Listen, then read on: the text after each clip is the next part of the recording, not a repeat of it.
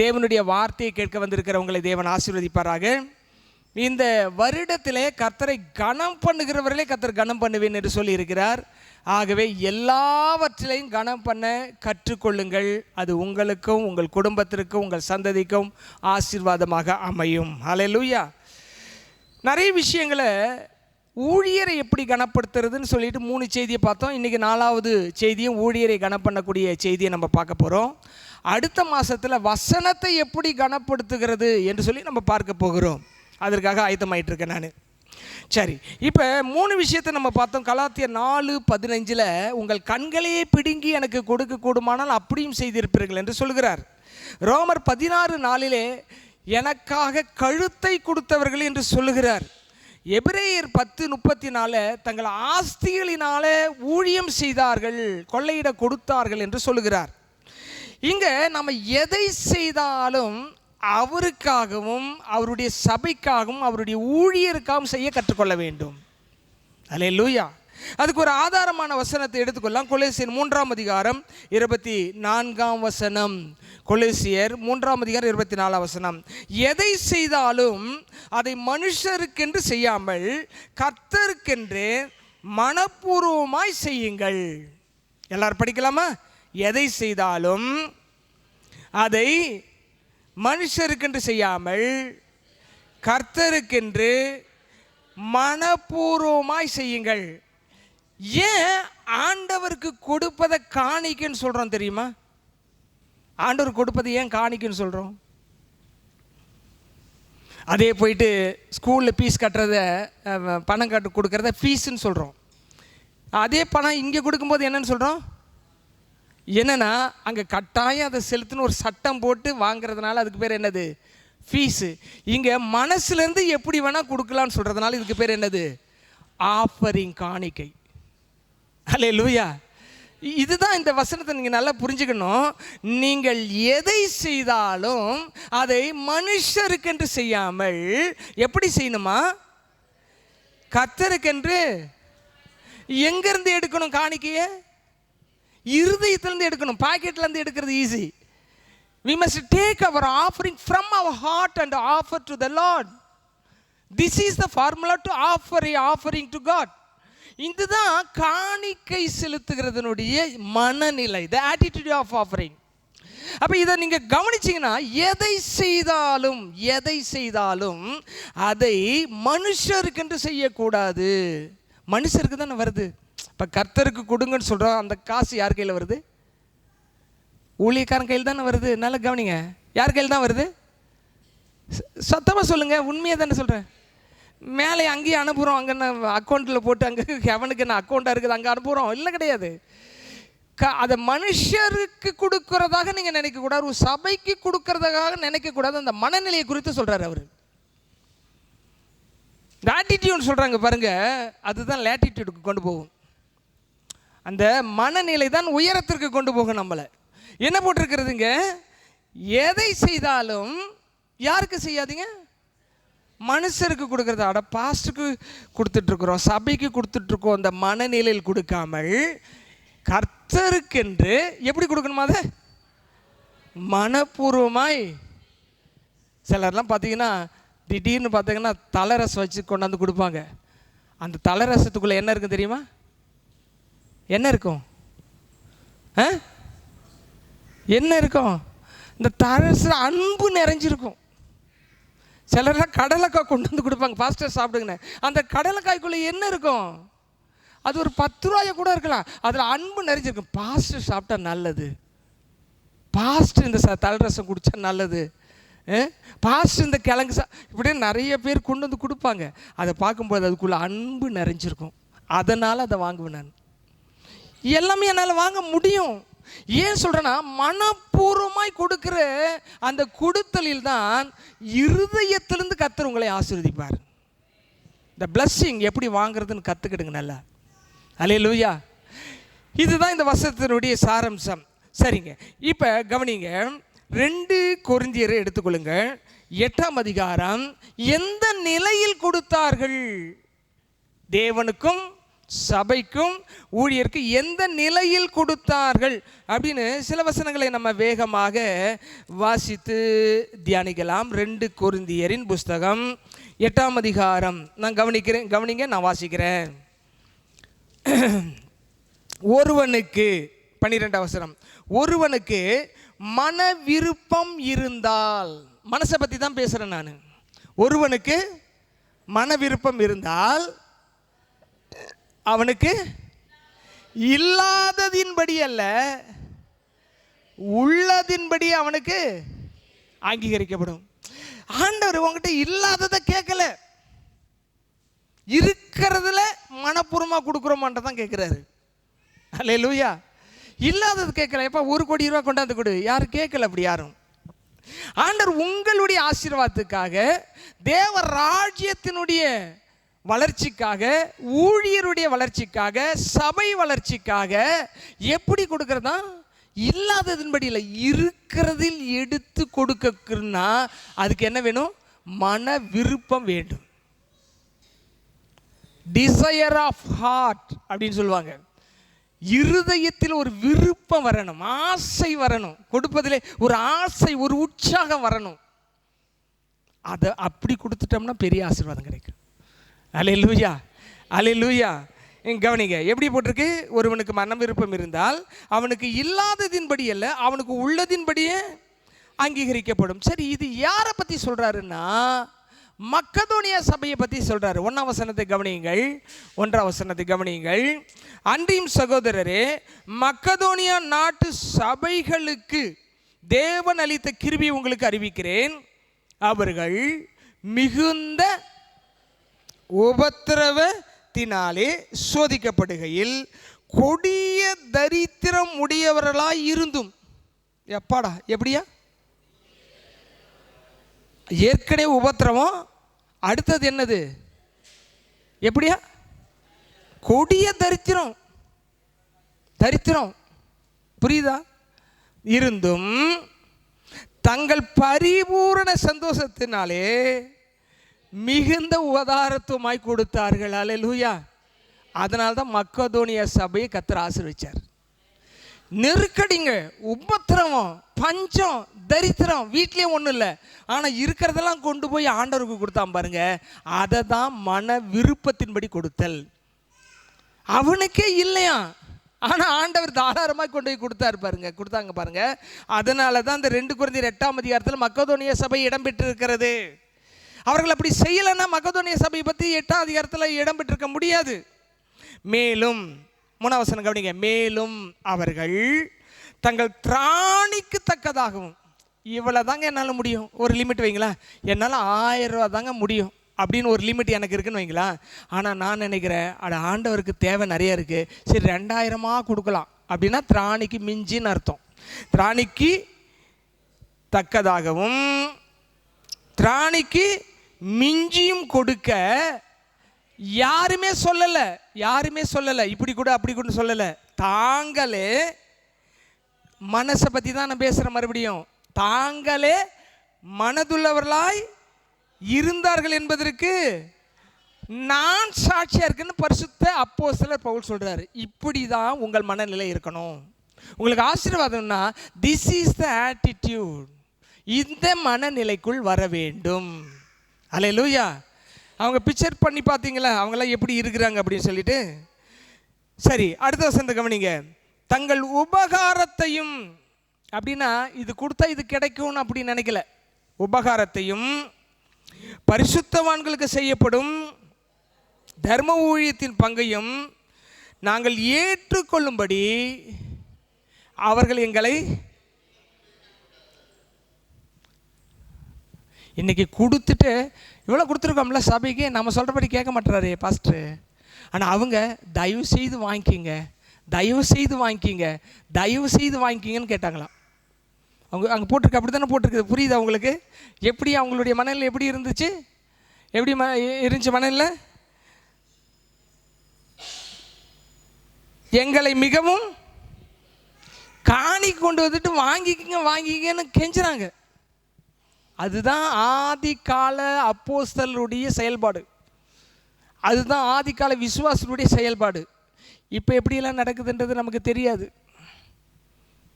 அல்லேலூயா. ஆனால் எப்படி இருக்கணுன்றத மனதை பற்றி பேசுகிறேன். உங்கள் கொடுக்கக்கூடிய அந்த இதயம் எப்படி இருக்க வேண்டும், எப்படி செயல்பட வேண்டும் என்று உங்களுக்கு நான் சொல்லி கொண்டு இருக்கிறேன். அல்லேலூயா. 5ஆம் வசனத்தை கவனிங்க, ரொம்ப முக்கியமான வசனம். 5ஆம் வசனம், மேலும் நாங்கள் இப்போ இப்போ நான் நினைப்பேன், எனக்கு 100 பிள்ளைங்க இருக்கிறாங்க. 100 பிள்ளைகள், இவங்க இதை செஞ்சால் பரவாயில்ல, அவங்க அதை செஞ்சால் பரவாயில்ல, இவங்க இப்படி கொடுத்தா பரவாயில்ல, இவங்களுக்கு ஓரளவுக்கு வசதி இருக்குது, அவங்களுக்கு கொஞ்சம் பணம்லாம் இருக்குது, அவங்களுக்கு நல்ல வேலை இருக்குது, இவங்க இப்படிலாம் செஞ்சால் பரவாயில்லன்னு நினைப்போம். ஹலோ, என்ன பஸ் இப்படியெல்லாம் நினைப்பீங்கன்னு எங்களுக்கு தெரியவே தெரியாது. உங்கள் இன்கம் அண்ட் எக்ஸ்பெண்டிச்சர்லாம் எனக்கு தெரியும். அதான் இங்கே சொல்லியிருக்கு, மேலும் நாங்கள் நினைத்தபடி. பவுல் நினைக்கிறார், இவங்கெல்லாம் இப்படி கொடுத்தா நல்லா இருக்குமே அப்படின்னு நினைக்கிறார். நினைக்கிறதின்படி மாத்திரம் கொடாமல் என்னவா, தேவனுடைய சித்தத்தினாலே. நல்லா கவனிங்க, நாங்கள் நினைக்கிறத விட அதிகமாக கொடுத்தா மக்கதோனிய சபை, வெள்ளக்கோயில் சபை எந்த சபையாக மாறணும்? அது ஏன் இவ்வளோ ஸ்லோவாக சொல்கிறீங்க? ஏன் இவ்வளோ வருத்தத்தோடு சொல்கிறீங்க? சொல்லுங்கள் சத்தமாக பார்க்கலாம். உங்கள் இருதயத்தில் கை வச்சு நான் ஆமாம், எதில்? கொடுத்தலில். பாருங்க, அங்கே போட்டிருக்கு, நாங்கள் நினைத்தபடி மாத்திரம் கொடாமல் தேவனுடைய சித்தத்தினாலே முன்பு தங்களை தாமே. அவங்கள கொடுத்தாங்களாம். எவ்வளோ வேலை செய்கிறேன் பாஸ்டர், எங்கே போக சொன்னாலும் போகிறேன் பாஸ்டர். தங்களை தாமே கர்த்தருக்கும். ஃபஸ்ட்டு யாருக்கு கொடுத்தாங்க? தங்களை தாமே கர்த்தருக்கும். பின்பு எங்களுக்குன்னா ஊழியக்காரங்களுக்கு. கர்த்தருக்கு ஒப்பு கொடுத்தாங்க. ரெண்டாவது பவுல் சொல்றாரு, எங்களுக்கும் ஒப்பு கொடுத்தாங்க. நாங்கள் சொல்றதெல்லாம் கேட்டாங்க, நாங்கள் சொல்றபடி கொடுத்தாங்கன்னு அர்த்தம். அல்லேலூயா. அதாவது giving is not option, that is commandment. கொடுப்பது நமக்கு கிடைச்ச ஒரு வாய்ப்பு அப்படி கிடையாது, அது கட்டளை. அதனால தான் கொடுங்கள், அப்பொழுது உங்களுக்கு கட்டளை ஆலோசனை எடுத்துக்க முடியாது. கட்டளை தான், அதை மாற்றவே முடியாது. அல்லேலூயா. ஒப்பு கொடுத்தார்கள். இதை தான் சொல்லிட்டு தான் 12ஆம் வசனம் சொல்லியிருக்கிறாரு, ஒருவனுக்கு மனம் விருப்பம் இருந்தால் அவனுக்கு இல்லாததின்படி அல்ல, அவனுக்கு உள்ளதின்படி அவனுக்கு அங்கீகரிக்கப்படும். மற்றவர்களுக்கு சகாயமும் உங்களுக்கு வருத்தம் உண்டாகும்படி அல்ல, சமநிலையில் இருக்கும்படிக்கே சொல்லுகிறேன். அல்லேலூயா, அல்லேலூயா. 17ஆம் வசனத்தை வாசிங்க. நாங்கள் கேட்டுக்கொண்டதை அவன் அங்கீகரித்ததும் அல்லாமல் அவன் அதிக ஜாக்கிரதையாக இருந்து மன விருப்பத்தின்படியே. எதுக்கு? இந்த ஆஃபரிங்ஸ்லாம் கலெக்ஷன் பண்ணி கொண்டு போய் ஊழியம் நடைபெற வேண்டிய இடத்துல செலவு பண்ணுறதுக்காக, ஊழியத்தை ஸ்தாபிப்பதற்காக, நற்செய்திக்காக, கலெக்ஷன்ஸ்க்காக மன விருப்பத்தின் வரான். நீங்கள் மன விருப்பத்தின்படி கொடுக்குறீங்க, அதெல்லாம் வாங்கிறதுக்கு தீத்து வந்துட்டு இருக்காருப்பா. அல்லேலூயா, அல்லேலூயா. அதாவது என்ன நல்லா நீங்கள் இதில் புரிஞ்சுக்கணும். இதுதான் கடைசி செய்தி இந்த மாதத்தில். இந்த ஊழியரை கனப்படுத்தக்கூடிய செய்தியில் என்னென்னா, எப்படி வேதத்தை வாசியுங்கள், அதில் ஆசீர்வாதம் இருக்கிறது, ஜெபம் பண்ணுங்கள், ஆசீர்வாதம் இருக்கிறதுன்னு சொல்கிறதுக்கு எங்களுக்கு எவ்வளோ உரிமை இருக்கிறதோ, அதே போல் எல்லாவற்றிலையும் கொடுங்கள் சொல்வதற்கும் உரிமையும் கடமையும் இருக்கிறது. அது உங்களுடைய வாய்ப்பு கிடையாது, இது சபையினுடைய வாய்ப்பு, ஊழியருடைய வாய்ப்பு. அதை நீங்கள் பயன்படுத்தும் பொழுது மக்கதோனிய நாட்டு சபைக்கு கிடைத்த ஆசீர்வாதத்தை உங்களுக்கும் கிடைக்கும். அல்லேலூயா, அல்லேலூயா. ஆகவே நீங்கள் 8ஆம் அதிகாரத்தை நிறைய நீங்கள் பாருங்கள், அதில் நிறைய விஷயங்கள் போட்டிருக்கு. 20ஆம் வசனம், எங்கள் ஊழியத்தினாலே சேர்க்கப்படும் இந்த மிகுதியான, எங்கள் ஊழியத்தினாலே சேர்க்கப்படும் அப்படின்னா நிறைய சேர்க்கலாமான்னா சேர்க்கலாம். எதுக்காக சேர்க்கலாம்? ஊழியத்திற்காக, சபைக்காக, ஊழியருக்காக சேர்க்கணும், நிறைய சேர்க்கணும். அப்படி தான் அவங்க யார் கொடுத்தா? தரித்திரத்தில் இருக்கிறவர்கள் கொடுத்து மிகுதியாக கொடுத்துருக்குறாங்க. யோசித்து பாருங்கள். அப்படி சேர்த்தார்கள். என்ன போட்டிருக்கு? 20வது வசனம், தர்ம பணத்தை குறித்து ஒருவனை எங்களை குற்றம் சாட்டாதபடிக்கு நாங்கள் எச்சரிக்கையாயிருந்து கர்த்தருக்கு முன்பாக மாத்திரமல்ல மனுஷருக்கு முன்பாகவும் யோக்கியமானவைகளை செய்ய நாடுகிறோம். அதனால தான் அக்கௌண்ட் பண்ணுறோம் எல்லாத்தையுமே. அல்லேலூயா. நீங்கள் அந்த காலத்தில் சொன்னதெல்லாம் புரியணும்னா கொஞ்சம் விளக்கம் சொன்னால் தான் புரியுது. என்ன செய்கிறது? அதனால தான் டைம் ஆகிடுது. எத்தனை பேருக்கு இப்போ புரிஞ்சுது? மக்கதோனியா மக்கள் வச்சிக்கிட்டு கொடுக்கல, தரித்திரத்திலிருந்து ஆரம்பித்தாங்க. அதனால தான் ஆசீர்வதிக்கப்பட்டு மேலே வந்துட்டாங்க. அல்லேலூயா. நாம் அந்த ரூலை தான் நம்ம பின்பற்ற வேண்டும். அல்லேலூயா, அல்லேலூயா. இதுக்கு உதாரணத்தை நம்ம ஒரு விஷயத்தை நம்ம பார்க்க போகிறோம். என்னோட கூட எடுத்துக்கொள்ளுங்கள். 2 ராஜாக்களின் புஸ்தகம் 4ஆம் அதிகாரம். 2 ராஜாக்கள் 4ஆம் அதிகாரம். அந்த அதிகாரத்தில் நீங்கள் பார்த்தீங்கன்னு சொன்னால் ஒரு அழகான சம்பவம் எழுதப்பட்டிருக்கு. 8ஆம் வசனத்திலிருந்து நான் வாசிக்கிறேன், நீங்கள் கவனிங்க. பின்பு ஒரு நாள் எலிசா சூனேமுக்கு போயிருக்கும் பொழுது அங்கே இருந்த கணம் பொருந்திய ஒரு ஸ்திரீ எலிசாவை போஜனம் பண்ண வருந்தி கேட்டுக்கொண்டாள். சாப்பிட்றதுக்கு தயவு செய்து வாங்க போகிறப்பெல்லாம் கூப்பிட்றா. அவர் போகவே இல்லை. வருந்தி கேட்டுக்கொண்டால், அப்படி அவன் பயணப்பட்டு வரும்போதெல்லாம் போஜனம் பண்ணும்படி அங்கே வந்து தங்குவான். ஒரு ஊழியருடைய தேவையை உணரக்கூடிய விசுவாசியாக சூனேமினால் இருக்கிறார். நீங்கள் ஊழியருடைய தேவையை உணர்ந்து உதவி செஞ்சு பாருங்க, அதில் பெரிய ஆசீர்வாதம் இருக்குது. ஏன்னா அங்கே வாய் திறந்து கேட்க முடியாது பாருங்க. பவுல் கேட்டுட்டாரு, கேட்க சொல்கிறாரு எங்களையும். ஆனால் அப்படி இந்த காலத்தில் ரொம்ப யோசனையாக இருக்குது, வாய் வர மாட்டேங்குது. ஆனால் வசனம் அப்படி இருக்கக்கூடாதுன்னு தான் சொல்லுது. அல்லேலூயா. இங்கே என்ன சொல்கிறாரு? ஒரு ஸ்திரீ, கனம் பொருந்திய ஸ்திரீ, ஒரு மனுஷன் வந்து போகிறாரு, யாருமே சாப்பிடுன்னு கூட சொல்லலையே அப்படின்னு சாப்பிட சொல்கிறாங்க. நல்ல வசதி வாய்ப்பானவருங்க. அப்போ என்ன பண்ணுறாங்க? 9ஆம் வசனம் கவனிங்க. அவள் தன் புருஷனை நோக்கி, இதோ நம்மிடத்தில் எப்பொழுது வந்து போகிற தேவனுடைய மனுஷனாகி இவர் பரிசுத்தவான் என்று காண்கிறேன். எப்படி அடையாளப்படுத்துகிறாங்க பார்த்தீங்களா? இந்த மனுஷன் எலிசா வந்து போயிட்டு இருக்காரு, அவர் யார் ஆட்டம் தெரியுது? பரிசுத்தவான். அல்லேலூயா. சாப்பாடு உட்காந்து ஒரு இடத்துல சாப்பிடும் பொழுது சாப்பாடு பரிமாறுற பெண்கள் இந்த சாப்பிட்ற மனுஷனை குறித்து தெளிவாக கணக்கு போட்டாங்க. அல்லேலூயா, அல்லேலூயா.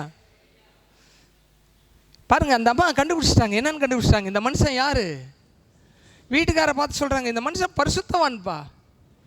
சரி, பரிசுத்தவான்னா என்ன பண்ணுறது? இவங்களுக்கு ஒரு ஐடியா. யாருமே கேட்கல. இப்போ எலிசா ஒன்றுமே கேட்கல. என்ன ஐடியா பண்ணுறாங்க பாருங்க, நல்லா கவனிங்க.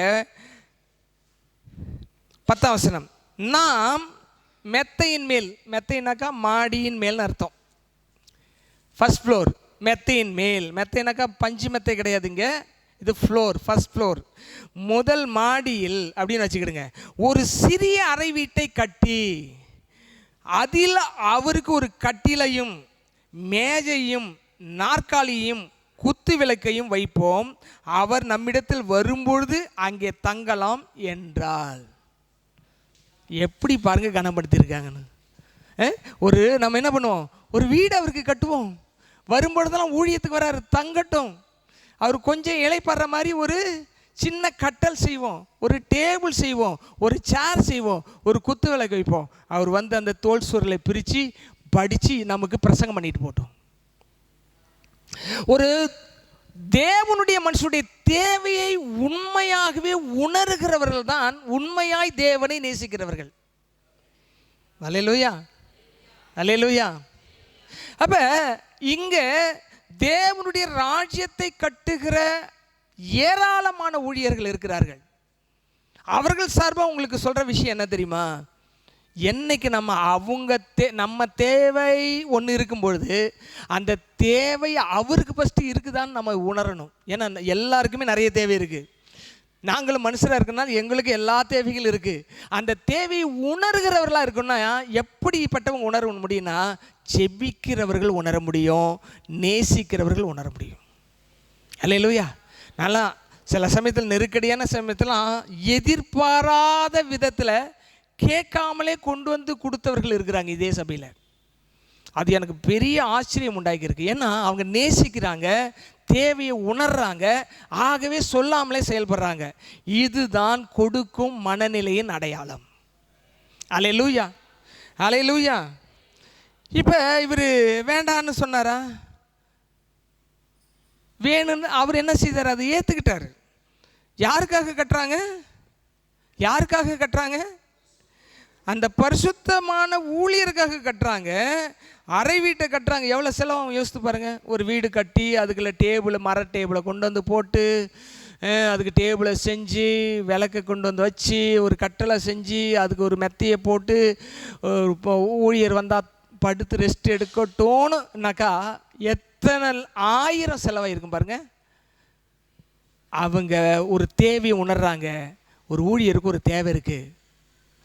நம்முடைய தேவையை நாம் நிறைவேற்றுவதற்கு முன்பாக ஊழியரின் தேவையை உணர்ந்து அவர்களுக்கு அந்த தேவை ஃபஸ்ட்டு நிறைவேற்றிருக்கோமான்னு பாருங்க. அவருக்கு ஆண்டவர் எல்லாம் பண்ணுவார், நாம் நம்ம வேலையை பார்க்கலான்னு பார்க்காதீங்க. அல்லேலூயா. அப்படி செய்தார்கள். சரி, இங்கே பாருங்க, நல்லா கவனிங்க. எந்த ஊழியக்காரராக இருந்தாலும், உண்மையாய் தேவனால் அழைக்கப்பட்ட உண்மையான ஊழியக்காரங்க யாராக இருந்தாலும், ஒரு விசுவாசி கையில் ஒரு சின்ன காணிக்கையை வாங்கிட்டா அதுக்காக ஆண்டவர்கிட்ட ஜெபிச்சுக்கிட்டே இருப்பாங்க. ஆண்டவர் இந்த உதவி செய்தார்கள், ஆண்டவர் இவர்களை ஆசீர்வதிங்க, இந்த உதவி செய்திருக்காங்க, ஆசீர்வதி, ஜெபிச்சுட்டே இருப்பாங்க. இந்த மனுஷன் சாப்பாடு கொடுத்தாங்க, இப்போ ஜபம் பண்ணி ஊழியம் பண்ணுறதுக்கு வீட்டை கொடுத்தார்கள் ஆயத்தம் பண்ணி. இவங்களுக்கு ஏதாவது நம்ம செய்யணுமேன்னு சொல்லிட்டு என்ன பண்ணுறாரு? ஒரு நாள், தேங்க்யூ ஜீசஸ், 11ஆம் வசனம், 11ஆம் வசனம். ஒரு நாள் எலிசா அங்கே வந்து அந்த அறை வீட்டிலே தங்கி அங்கே படுத்து கொண்டிருந்தான். அவன் தன் வேலைக்காரனாகிய கேயாசியை நோக்கி, இந்த சூனேமின் ஆளை அழைத்து கொண்டு வா என்றான். அந்த அம்மா கூட்டு வாப்பா அப்படின்னு சொல்கிறார். யார்கிட்ட சொல்கிறாரு? அசிஸ்டண்ட் ஊழியக்காரர், அசிஸ்டன்ட் பாஸ் யார்? கேயாசி. அவளை அழைத்து கொண்டு வந்தான். அவள் அவனுக்கு முன்பாக நின்றாள். ஊழியக்காருக்கு முன்னாடி நிற்கிறாங்க. அவங்க கூட ஒரு சேரை போட்டு உக்காந்துருக்கலாம், நிற்கிறாங்க. நிற்கும் பொழுது ஊழியக்கார் பாருங்க யாரை பார்த்து பேசுகிறாரு? அவன் கேயாசியை பார்த்து, இதோ இப்படிப்பட்ட சகல சலக்கரணையோடும் எங்களை விசாரித்து வருகிறாயே, நாங்கள் வரும்பொழுதெல்லாம் எந்த குறையும் வைக்காமல் எங்களுக்கு என்னெல்லாம் தேவையோ அதெல்லாம் கொடுத்துட்டு இருக்கியாயே, உனக்கு நான் எதை செய்யணுமா? எப்போ கேட்குறாரு? இத்தனை பார்க்குறாரு. உங்கள் நடவடிக்கையை பார்க்குறாரு, உங்களுக்கு கொடுக்கும் இருதயத்தை பார்க்குறாரு, உண்மையான அன்பை பார்க்குறாரு. சரி, இவங்களுக்கு ஏதாவது நம்ம ஒன்று செய்யணுமே அப்படின்னு என்ன செய்கிறாரு? கேட்குறாரு, என்ன செய்ய வேண்டும்? உனக்கு நான் என்ன செய்ய வேண்டும்? ராஜாவின் இடத்திலாவது சேனாதிபதியின் இடத்திலாவது உனக்காக நான் பேச வேண்டிய காரியம் உண்டோ என்று அவளை கேள் என்றான். நல்லா கவனிங்க. அந்த அம்மா வந்து என்ன செய்கிறாங்க? வந்து நிற்கிறாங்க. இவர் வந்து இங்கே பக்கத்தில் நிற்கிறார். யார்? அசிஸ்டன்ட் ஊழியக்காரர் இங்கே நிற்கிறாரு, அந்த அம்மா இங்கே நிற்கிறாங்க. இவர் யார்கிட்ட பேசணும்? ஆனால் இவர் யார்கிட்ட பேசுகிறாரு? கேஎஸ்ஐ பார்த்து, அந்த அம்மாவுக்கு என்ன வேணும் கேளுப்பா அப்படின்னு இவர் உக்காந்துட்டு இருக்கார். அவர் வந்து எம்மா என்ன வேணும் கேட்குறாரு. அந்த அம்மா என்ன செய்கிறாங்க? பேசுகிறாங்க. எவ்வளோ ஒரு கண்ணியம் பார்த்தீங்களா? சிலருக்கெல்லாம் வீட்டை திறந்து விட்டால் எதை வேணால் பேசுவாங்க, எப்படி வேணால் நடப்பாங்க, ஒழுங்கினமாலாம் நடப்பாங்க. அதெல்லாம் இப்படிலாம் இருக்கக்கூடாது. ஒரு வீட்டுக்குள்ளே போனால் நீங்கள் எங்கே உட்கார சொல்கிறாங்களோ அங்கே தான் உட்காரணும். அடுத்தது அந்த பெட்ரூமுக்குள்ளே போய் பார்க்குறது, கிச்சனுக்குள்ளே போய் பார்க்குறது, நடையில் என்ன வாங்கியிருக்கு, பீரோவில் என்ன இருக்குது, அப்படிலாம் கற்பனை பண்ணி யோசிக்கக்கூடாது. அது வந்து பாவம். எங்கே உட்கார சொல்ல உட்காரணும், அங்கே சாப்பாடு கொடுத்தா சாப்பிட்ணும், டீ கொடுத்தா குடிக்கணும், அப்படியே வெளியே வந்துடணும். இதுதான் ஒரு வீட்டுக்குள்ளே போகிற முறையே. எங்கே வரைக்கும் உங்களை அலோடா அந்த அளவுக்கு தான் போகணும். பைபிள் அதான் ஒழுங்கு. அல்லேலூயா. இவர் பாருங்க பேசுகிறாரு. பேசும்போது அந்த அம்மா சொல்கிறாங்க,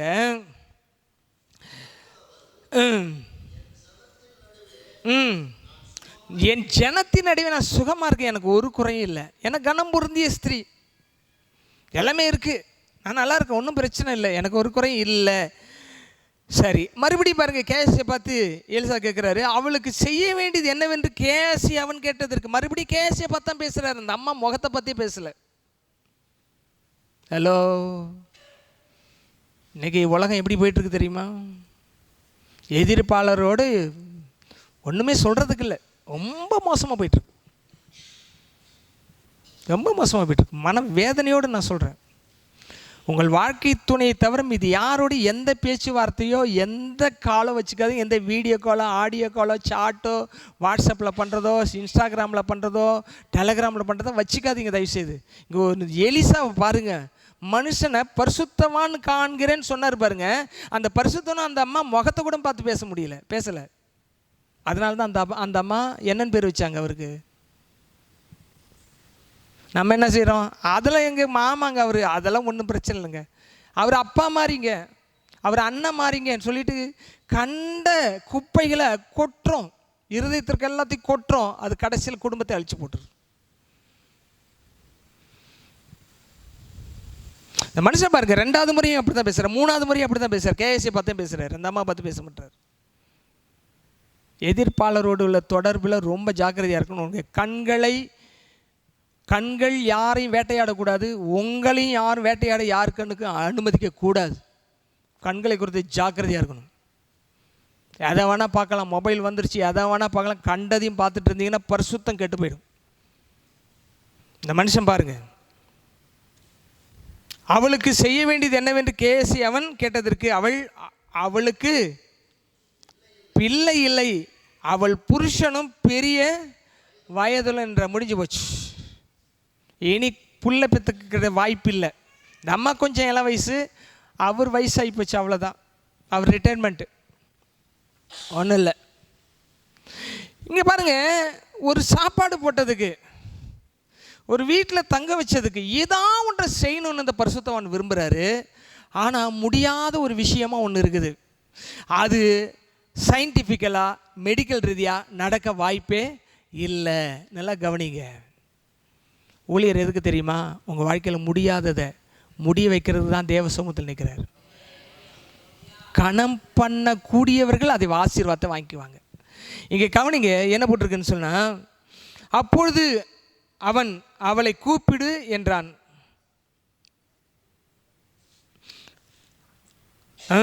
அவளை கூப்பிட்ட பொழுது அவள் வந்து வாசற்படியிலே நின்றாள். இவன் வாசப்படிக்குள்ளே நிற்கிறான், அந்த அம்மா வாசப்படிக்கு வெளியே நிற்குது. இவர்கிட்ட கேட்குறாரு, அந்த அம்மா கிட்ட கேட்டு இவங்க சொல்லிகிட்டு இருக்கிறார். இந்த கான்வர்சேஷன் எப்படி போய்ட்டுருக்கு?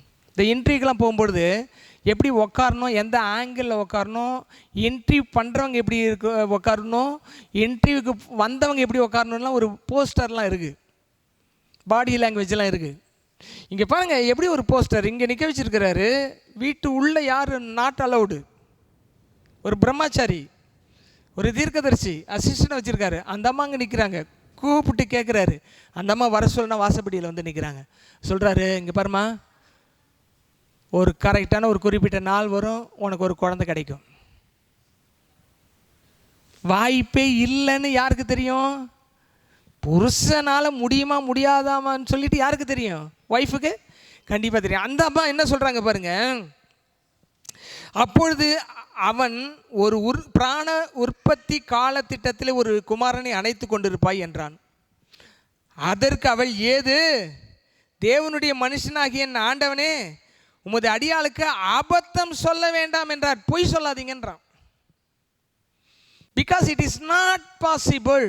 நல்லா தெரியும், எல்லாம் அற்புதத்தை விட பெரிய அற்புதம் ஒரு குழந்தை பாக்கியம் கிடைக்கிறது, தெரியுங்களா? இந்த அம்மாவுக்கு நல்லா தெரியும், இனிமே நமக்கு குழந்தை கிடைக்க வாய்ப்பே இல்லைன்னு தெரியும். இப்போ அந்த தீர்க்கதரிசி பரிசுத்தமான பார்த்து என்ன சொல்கிறாரு? ஐயா, அபத்தம்னா பொய்ன்னு அர்த்தம், அபத்தம் சொல்ல வேண்டாம். அதுக்கு என்ன சொல்கிறார் பார்த்தீங்களா? அந்த ஸ்திரீ எலிசா தன்னுடைய சொன்னபடி ஒரு உற்பத்தி காலத்தை திட்டத்திலே ஒரு குமாரனை தாங்க, அதனால தாங்க கனம் பண்ணும். உங்களை முடியாத விஷயங்களெல்லாம் முடி வைக்கிறதுக்கு தேவ சமூகத்தில் நிற்கிற மனுஷன் ஆண்டவர்கிட்ட சொன்னால் நடக்குங்க. நேற்று தினத்தில் ஒரு இடத்துக்கு போயிருந்தேன். அங்கே ஒரு ஆட்டுக்கு ஜெபம் பண்ண சொன்னாங்க. என்னென்னா, அது செனையே பட மாட்டேங்குது, ரொம்ப நாளாயிடுச்சு, இதை கறிக்கு தான் ஆகும் அப்படின்ட்டாங்க. நான் ஒரு 2 மாதத்துக்கு முன்னாடி போகல அந்த ஆட்டினுடைய தலையில் கை வச்சு ஜெபிச்சுட்டு வந்தேன். நேற்றைக்கு போகிறேன், இந்த ஆடு செனையாகாது எனக்கு நல்லா தெரியும் பாஸ்டர், நீங்கள் ஜெபிச்சுட்டு போனீங்க, நீங்கள் தேவ மனுஷன்றதுக்கு அடையாளம் பாருங்கள், மடி விட்டுருச்சு, இன்னும் 2 மாதத்தில் குட்டி போடுன்றேன். ஆண்டவருக்கே மகிமை. ஏன்னா முடியாத காரியங்களை தேவ மனிதனை நீங்கள் கனப்படுத்தும் பொழுது அவங்க இருதயத்திலிருந்து ஆண்டவர்கிட்ட கேட்டு ஜெபிச்சு ஆண்டவர்கிட்ட பதிலை வாங்கி உங்களுக்கு தராங்க பாருங்க. அதனால தான் உலகத்திலே முதலாவது தேவனையும், 2வது சபையும், 3வது தேவ ஊழியரை கனம் பண்ண வேண்டும். இம்பாசிபிள்லாம் பாசிபிளாக மாற்றக்கூடிய வல்லமையுள்ள தேவனுக்கும் தேவையுள்ள மனுஷனுக்கும் நடுவில் நிற்கிறவங்க தான் தேவ மனிதர். தேவனை மனுஷனை இணைக்கிறவங்க தான். அவர்கிட்ட சொல்லி இவங்க தேவையை ஜெபத்தின் மூலமாக தேவன் கொடுக்கும்படி செய்கிறவர்கள் தான் தேவ மனிதர்கள். ஆகவே இந்த பரிசுத்தவானை கனம் பண்ணினதுனாலே கண்டிப்பாக முடியாது, நீங்கள் பொய் சொல்லாதீங்க, இதெல்லாம் நடக்கிற விஷயம் கிடையாதுன்னு சொன்ன அந்த மனுஷி 17ஆம் வசனத்தில் என்ன போட்டிருக்கு?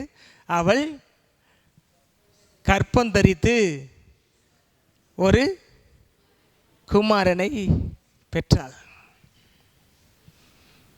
தேவனுடைய பிள்ளைகளை எதை செய்தாலும் அதை மனுஷருக்கென்று செய்யாமல் கர்த்தருக்கென்று மனப்பூர்வமாய் செய்யும் பொழுது கடினமான, முடியாத, கிடைக்காத, செயல்படாத, இதுவரைக்கும் நடக்காத எந்த ஒரு விஷயமும் நிச்சயமாய் நடக்கும். அல்லேலூயா.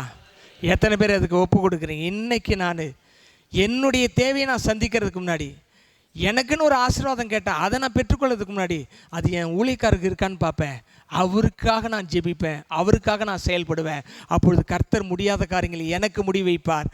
முதலாவது தேவ ஊழியரை கனம் பண்ணுவேன்னு சொல்கிறவங்க மட்டும் எழுச்சி நில்லுங்க, உங்களுக்காக நான் ஜெபிக்க விரும்புகிறேன். எங்கள் அன்பு நிறைந்த தகப்பனே, இந்த நல்ல நேரத்துக்காக நன்றி. உம்முடைய வார்த்தைக்கு கீழ்ப்படிந்து honour God first, God's minister first என்கிறதான அந்த வார்த்தைக்கு தேவ ஊழியரை முதலில் கனம் பண்ண வேண்டும் என்ற உறுதிமொழியை, தீர்மானத்தை எடுத்திருக்கிற இந்த அன்பு பிள்ளைகளை நாங்கள் நினைக்கிறோம். அநேகர் இந்த 30 வருட கால ஊழியத்தில் எங்கள் தேவைகளை நாங்கள் கேட்காமலே கொடுத்திருக்கிறார்கள். பணமாக, பொருளாக, பல விதங்களில் கொடுத்திருக்கிறார்கள். கர்த்தாவே, அவர்கள் மீது உம்முடைய அபிஷேகம் இறங்கட்டும் அப்பா. இன்றைக்கு தீர்மானம் எடுத்துக்கிறவர்கள், அவர்களுடைய வாழ்க்கையில் எதெல்லாம் கடினமாக இருக்கிறதோ அந்த கடினங்கள் எல்லாம், முடியாத காரியங்கள்லாம் முடியும்படி ஒரு அற்புதம் இவர்கள் வாழ்க்கையிலே நடைபெறுவதாக. Right now I pray in the name of Jesus. நீர் அப்படி செய்கிறதுக்காக ஸ்தோத்திரம். எல்லா இயலாமையும், எல்லா முடியாமையும் ஒரு க்ஷண பொழுதில் மாற்றக்கூடிய வல்லமில்ல உம்மிடத்திலே ஒப்பு கொடுக்கிறோம். நீரே சர்வ வல்லமில்ல தேவன். படுக்கையில் கிடக்கிற மனிதர்கள் எழும்புவார்களாக, கடன் தொல்லைகள் ஒழிக்கப்படுவதாக, போராட்டங்கள் முடிவுக்கு வருவதாக.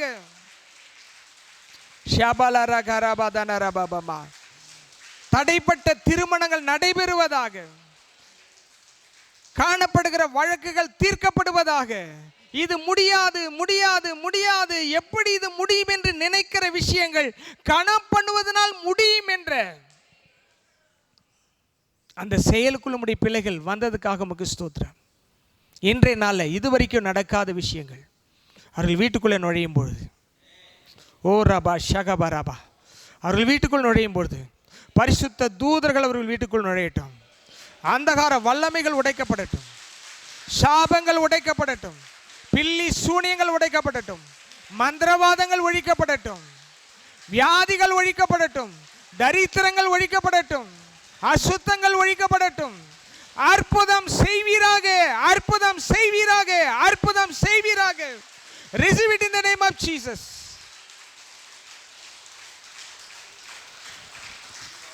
நீர் அப்படி செய்ததுக்காக உமக்கு ஸ்தோத்திரம். தொடர்ந்து கிருபையை கொடுத்து காத்துக்கொள்ளும் உம்முடைய நாமத்தை மகிமைப்படுத்தும். இயேசுவின் நாமத்தில் மனதார ஆசீர்வதித்து ஜெபிக்கிறவங்க நல்ல பிதாவே. என் ஆத்துமாவே கர்த்தரை ஸ்தோத்திரி, என் முழு உள்ளமே அவருடைய பரிசுத்த நாமத்தை ஸ்தோத்திரி. என் ஆத்துமாவே கர்த்தரை ஸ்தோத்திரி, அவர் செய்த சகல வார்கள் என்று மறவாதே. ஆமேன். அல்லேலூயா, அல்லேலூயா, அல்லேலூயா. கர்த்தர் உங்களை ஆசீர்வதிப்பாராக.